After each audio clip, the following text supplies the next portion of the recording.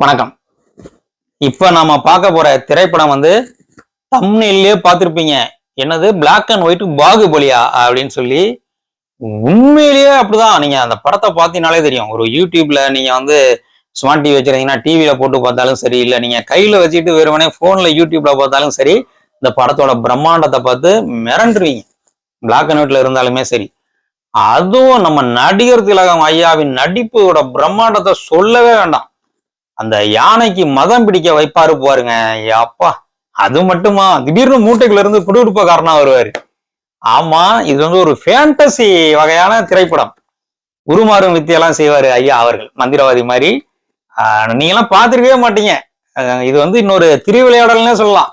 திருவிளையாடல்லாம் என்ன மாதிரி 40-50 தடவை பார்த்தவங்களா இருப்பீங்க. இந்த படத்தை ஆனா பார்த்திருக்க மாட்டீங்க. இந்த படத்தை பாருங்க, மிரண்டு போயிருவீங்க. அப்படிப்பட்ட ஒரு திரைப்படம், மிக மிக ஒரு அருமையான திரைப்படம். இந்த படத்துல நம்ம நடிகர் திலகம் ஐயா கூட நடிகர் திலகம் சாவித்ரி அவர்கள், சந்திரபாபு அவர்கள், எம்.என். ராஜம் அவர்கள், டி.எஸ். பாலையா அவர்கள், ஓ.ஏ.கே. தேவர் அவர்கள், கே.ஏ. தங்கவேலு அவர்கள், எல்லாருக்கும் மேல கண்ணாம்பா அவர்கள்.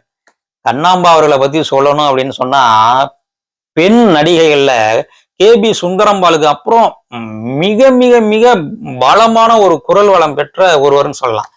அதாவது சிம்ம குரலோன் சிவாஜி ஐயா அப்படின்னு சொல்லி நம்ம நடிகர் திலகத்தை சொல்லும் போது, அதே மாதிரி சிம்ம குரல் ஒரு பெண்ணுக்கு உண்டு அப்படின்னு சொன்னா அது நடிகை கண்ணாம்பா அவர்களுக்கு தான். மனோரா படத்துலயும் உங்களுக்கு தெரிஞ்சதும், மனோரா பொறுத்தது போதும் பொங்கி எழு அப்படின்லாம் சொல்லுவாங்கல்ல, அந்த கண்ணாம்பா தான் இதுல நடிச்சிருப்பாங்க. வசனம் எல்லாம் பாத்தீங்க அப்படின்னு சொன்னா சும்மா பராசக்தி மனோரா மாதிரி வசனம் எல்லாம் அனல் தெரிக்கும். கண்ணாம்பா அவர்கள், அதாவது என்ன சொல்றதுன்னா, சிவாஜி ஐயா எப்படி வசனம் துல்லியமா பேசுவாரோ, பேசி நடிப்பாரோ, அதே மாதிரி கண்ணாம்பா அவர்கள் வசனம் பேசியிருப்பாங்க. ஐயா அவர்களுக்கு ஈக்குவலா இருக்கும் அவங்களோட வசனம் நடிப்பெல்லாம்.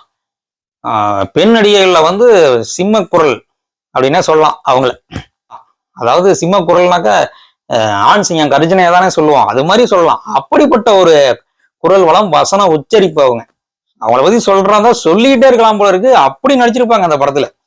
அதுவும் ஓப்பனிங் சீன்லயே பாத்தீங்க அப்படின்னா, இவங்க பார்வதி தேவியாக நடிச்சிருப்பாங்க. ஆரம்பத்திலே பாத்தீங்கன்னா சிவனுக்கும் பார்வதிக்கும் ஒரு டான்ஸ் போட்டி நடக்கும். கண்ணாம்பா அவர்கள் இவ்வளவு அருமையா டான்ஸ் ஆடுவாங்கன்னா யாருக்கும் தெரியாது இல்ல. இந்த படத்தை பாருங்க, ஓப்பனிங்லயே சிவன் பார்வதி போட்டி டான்ஸ் ஒன்று நடக்கும். தேவர்கள் எல்லாம் சிவன் தான் ஜெயிச்சது மாதிரி சம்போன்னு சொன்னோன்னே பார்வதி தேவிக்கு அவர்களுக்கு கோவம் வந்துடும். கோவம் வந்துட்டு எல்லாம் ஒன் சைடா பண்றாங்க அப்படின்னு சொல்லி கோவப்படுவாங்க. சிவன் சமாதானம் சொன்னாலும் கேட்க மாட்டாங்க. அதனால சிவனுக்கு கோவம் வந்துடும். பார்வதி தேவியை சபிச்சு விட்டுருவார். நீ போய் மானுட பெண்ணாக பிறந்து எல்லா கஷ்டம் விஷயம் அனுபவி, அப்பதான் உனக்கு பொறுமைனா என்னன்னு தெரியும் அப்படின்னு சொல்லி சபிச்சிருவார். இதுல பார்த்தோம் அப்படின்னு சொன்னா, நம்ம புராணப்படி பார்வதி தேவிக்கு 2 மகன்கள் தான் படிச்சிருக்கோம், விநாயகர், முருகன் அப்படின்னு. இதுல பார்த்தா வீரபாகு அவர்களையும் சிவன் பார்வதிக்கு மகனாக காமிச்சிருப்பாங்க. சிவன் சாபம் கொடுத்துட்டாரு அப்படின்னு சொன்னா, என் அம்மாவுக்கு எப்படி சாபம் கொடுக்க போனுச்சு அப்படின்னு சொல்லி வீரபாகவும் கொந்தளிப்பாரு. உடனே சிவன் இந்தா பிடிச்சிக்கோ அப்படின்னு வீரபாகும் ஒரு சாபம் கொடுப்பாரு. அவர் குழந்தையா பிறப்பாரு. திருப்பி பார்வதி தேவி அவர்களுக்கு குழந்தையா பிறப்பாரு. அந்த குழந்தைக்கு தான் காத்தவர் ஆயன் அப்படின்னு பேர் வைப்பாங்க. பூமிக்கு வந்த இவங்க காட்டுல வாழ்வாங்க. கை குழந்தையா காத்தவராயன் பிறந்திருப்பாரு. அந்த காட்டுல குடுகுடுப்பை இனத்தை சேர்ந்த மக்கள் வாழ்ந்து வருவாங்க. அவங்க இந்த பார்வதி தேவியா இருக்கிற கண்ணாம்பாள்கிட்ட போய், தெரியாது இல்ல, இவங்க மானுட பெண்ணாயிட்டாங்கல்ல, இந்த குழந்தை நல்லா அழகா இருக்கு, எங்களுக்கு தத்து கொடுங்க, எங்களுக்கு குழந்தையே இல்லை, வாரிசே இல்லை அப்படின்னு சொல்லுவாங்க. அதனால பார்வதி தேவியும் சரி, இதை விதி, சிவன் விளையாட்டு அப்படின்னு நினைச்சு அவங்களுக்கு குழந்தைய தத்து கொடுத்துருவாங்க. இதுதான் கதையோட ஆரம்பம். இப்படி இன்னொரு இடத்துல சிவாஜி அவர்கள் வளருவாரு, எல்லா வித்தையும் கத்துக்குவாரு, ரொம்ப அருமையா இருக்கும். அதுவும் இந்த இடத்துலலாம் ஒரு மல்யுத்த சண்டையெல்லாம் வரும் பாருங்க. நம்ம நடிகர் திலகம் அவர்கள் மிகப்பெரிய ஒரு மல்யுத்த வீரர் கூடலாம் சண்டை போடுற மாதிரிலாம் எடுத்திருப்பாங்க. ரொம்ப அருமையாக எடுத்திருப்பாங்க அந்த சண்டை காட்சிகள்லாம், மல்யுத்த ஃபைட்டெல்லாம் சூப்பராக இருக்கும். இதில் நடிகர் திலகம் ஒரு அரச குலத்தில் பிறப்பாங்க, ஒரு அரசனுக்கு மகளாக பிறப்பாங்க. அவங்க ஒரு பக்கம் வளர்ந்துட்டு வருவாங்க. இது என்ன கதைன்னா லவ் ஸ்டோரி தான். இதுல நம்ம நடிகர் திலகம் சாவித்ரி அவர்களின் பெயர் ஆரியா மாலா. இப்போ உங்களுக்கு தெரியுமே, ஆரியா மாலா ஆரியா மாலா ஆரியா மாலா அப்படின்ற ஒரு பாட்டை நம்ம கிண்டலா நினைச்சிட்டு இருப்போம். இந்த படத்துல பார்க்கும்போது, ஐயாவோட நடிப்பை சேர்த்து பார்க்கும்போதுதான் அந்த பாட்டு எவ்வளவு அருமையான பாட்டு அப்படிங்கிறதே புரியுது. ரொம்ப அருமையா இருக்கும். அதாவது குடுகுடுப்பை இனத்தை சேர்ந்த நடிகர் திலகம் சிவாஜி ஐயா அவர்களுக்கும் நடிகர் திலகம் சாவித்திரி அவர்களுக்கும் ஒரு கட்டத்துல காதல் உருவாகும். இந்த காதலுக்கு அரசர் வந்து எதிர்ப்பு தெரிவிப்பாரு. சிவாஜி ஐயாவை வந்து கொலை செய்யவும் பார்ப்பாரு. இவங்க காதல் எப்படி நிறைவேறுனுச்சு அப்படிங்கறத அந்த படத்தோட கதையே. காதல்னாக்கா ஆரம்பத்துல இருந்தே காதல் காட்சியா இருக்கும், நிறைய பாட்டு இருக்கும் அப்படின்லாம் நினைக்காதீங்க. படத்தின் இன்டர்வல் சமயத்துலதான் ஒருத்தரே பார்த்துக்குவாங்க. அங்க இருந்துதான் காதலே ஆரம்பிக்கும். அது வரைக்கும் என்ன பண்ணிருப்பாங்க அப்படின்னு சொன்னா, சிவாஜி ஐயாவையும் சாவித்திரி அவர்களையும் தனித்தனியா காமிப்பாங்க, 2 பேரும் வளர்றத காமிப்பாங்க. அதுவே அவ்வளவு அருமையா இருக்கும். அதான் இன்னொரு பாகுபலின்னு சொல்றேன்னா பாத்துக்கங்களேன். ஏன் சொல்றேன் அப்படின்னா, சினிமாட்டோகிராஃபி எல்லாம் அப்படி இருக்கும். டி.கே. ராஜா பாதர் அப்படிங்கிறவர் தான் சினிமாட்டோகிராஃபி பண்ணியிருக்காரு. அந்த யானை வந்து சிவாஜி ஐயாவை இழுத்துட்டு போகும் பாருங்க, அதெல்லாம் வந்து அருமையா இருக்கும். அந்த கிறிஸ்தவர்கள்லாம் கல்வாரி மலையில ஏசுநாதர் சிலுவையை சுமந்துட்டு போறதெல்லாம் ஞாபகம் வரும்ல. இந்த குட் ஃப்ரைடேலாம் அதெல்லாம் செஞ்சு காமிப்பாங்க, அந்த ஊர்வலம் எல்லாம் போவாங்க. அந்த மாதிரி சிவாஜி ஐயாவை யானை இழுத்துட்டு போகும், சிலுவைக்கு பதிலாக யானை இழுத்துட்டு போகும். அதெல்லாம் அருமையா எடுத்திருப்பாங்க.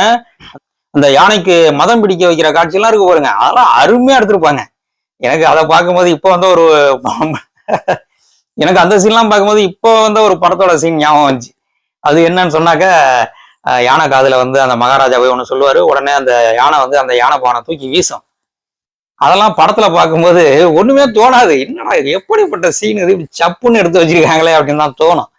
நீங்களும் பார்த்துருப்பீங்க, என்ன படத்தெல்லாம் சொல்றேன் எனக்கு புரியும். சப்புன்னு தான் இருக்கும்.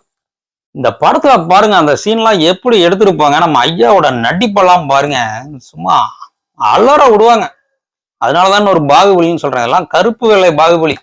இதெல்லாம் டிஜிட்டலைஸ் பண்ணி கலர்ல போட்டா தியேட்டர்ல எல்லாம் போட்டு நல்லா விளம்பரம் பண்ணாங்கன்னு வச்சுக்கோங்க, அப்படி ஓடும். அப்புறம் நடிகர்கள் லிஸ்ட் சொன்னேன் பார்த்தீங்களா, தங்கவேலு ஐயாலாம் இருக்காரு, டி.எஸ். பாலையா, சந்திரபாபு, எம்.என். ராஜா, இவங்கெல்லாம் சொல்லவே வேண்டியது இல்லை, அப்படி கலக்கிருப்பாங்க. அதுவும் டி.எஸ். பாலையா அவர்கள்லாம் ஒரு பித்தலாட்ட மலையாள மாந்திரிகரா நடிச்சிருப்பாரு. அவருக்கு உறுதுணையாக எம்.என். ராஜா, சந்திரபாபு இவங்கெல்லாம் நடிச்சிருப்பாங்க. ஜிகு ஜிகு ஜியா லக்கரி ஜியா, அந்த பாட்டெல்லாம் அந்த படத்துலதான் வரும். ரொம்ப அருமையா இருக்கும். அதுவும் கே.ஏ. தங்கவேலு அவர்கள் வந்து படை தளபதியா நடிச்சிருப்பாரு. உண்மையிலேயே வந்து கே.ஏ. தங்கவேலு அவர்களை வந்து அந்த காலத்து கவுண்டமணினே சொல்லலாம். எல்லா கேரக்டர்லயும் அழகா கவுண்டமணி அவர்கள் முத்திரை பதித்த மாதிரி முத்திரை பதிப்பாரு. இதுல படை தளபதியா நடிச்சிருப்பாரு. அதுக்கு ஏத்த மாதிரி காமெடியோட கலந்து நல்லா நடிச்சிருப்பாரு. பெர்ஃபார்மன்ஸ் எல்லாம் பயங்கரமா இருக்கும், எல்லாரோட நடிப்பும் பயங்கரமா இருக்கும். அதுவும் நம்ம நடிகர் திலகத்தை பத்தி சொல்லவே வேண்டாம். மூட்டைகளை கட்டி கூட்டிட்டு போவாங்க, அவருக்கு தான் உருமாதர் வித்தா தெரியுமே. திடீர்னு பார்த்தா மூட்டைகளே இருந்து குடுகுடுப்பாக்காரனா வெளியில வருவாரு, வந்துட்டு ஒரு அலப்பறை கொடுப்பாரு பாருங்க. ஐயோ, அதெல்லாம் செமையா இருக்கும், சான்ஸே இல்ல. அப்படி என்ன முக்கியமா சொல்லணும்னு சொன்னா, நம்ம எல்லாம் பார்ப்போம் கமல்ஹாசன் அவர்கள் வந்து 20 மணி நேரம் மேக்கப் போட்டாரு அப்படி இப்படின்லாம் நம்ம பார்ப்போம். நம்ம வந்து ஒரு இப்பதான் இந்த மாதிரிலாம் மேக்கப் போறாங்கன்னு நினைப்போம்.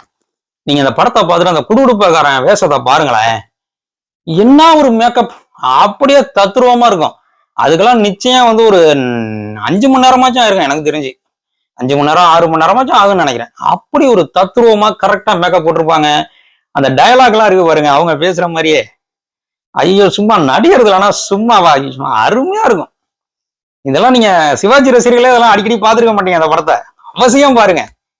வா கல்லா மயிலே, அந்த பாட்டெல்லாம் அந்த படத்துலதான் இருக்கு, ரொம்ப அருமையா இருக்கும். இந்த படத்துல சாவித்திரிக்கு தோழியாக ஒரு நடிகை வருவாங்க, அவங்களுக்கும் நல்ல காட்சிகள் இருக்கும். சாவித்திரி அவர்கள் கூட வர மாதிரி காட்சிகள் இருக்கும். அந்த நடிகை பேர் என்னன்னு பார்த்தா ஈவி சரோஜா அப்படின்னு போட்டிருக்காங்க. இந்த படத்தை வந்து டி.ஆர். ராமன் அவர்கள் வந்து டைரக்ட் பண்ணியிருக்காரு. இவரும் டி.ஆர். ராஜகுமாரையும் சேர்ந்து அந்த படத்தை வந்து தயாரிச்சிருக்காங்க. இசை வந்து ஜி. ராமநாதன் அவர்கள் போட்டிருக்காரு. இந்த படத்துக்கு அனைத்து பாடல்களையும் தஞ்சை ராமையாதாஸ் அவர்கள் வந்து எழுதியிருக்காரு. ஸ்கிரீன் பிளே அமைத்தது வந்து துறையூர் கே. மூர்த்தி. நல்ல காமெடி, ஆக்ஷனு, ஃபேண்டசி எல்லாம் கலந்து செஞ்ச கலவையான படம். கருப்பு வெள்ளை காலத்து பாகுபலின்னு சொன்னா தப்பே கிடையாது. படத்தை பாருங்க, என்ஜாய் பண்ணுங்க. நன்றி, வணக்கம்.